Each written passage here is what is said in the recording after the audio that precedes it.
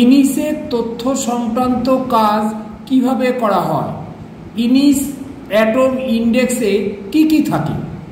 1974 সালের হিসাব মতো প্রতি বছর 80,000 তথ্য ইনিসে অন্তর্ভুক্ত হয়।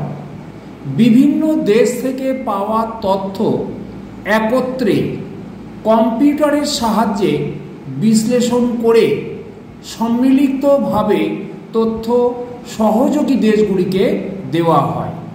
এই তথ্য পরিবেশন ম্যাগনেটিক টেপের মাধ্যমে বা ছাপানো গ্রন্থপুঞ্জি ইনিস অ্যাটম ইন্ডেক্সের সাহায্যে করা হয়। ইনিস অ্যাটম ইন্ডেক্স এই নথির পরিচয় এবং নথির বিষয়জ্ঞাপক শব্দাবলী থাকে। রচনার তালিকা ছাড়াও এতে থাকে লেখক সূচি, ক্রমিক সংখ্যা সূচি ও বিষয় সূচি থাকে। Thank you.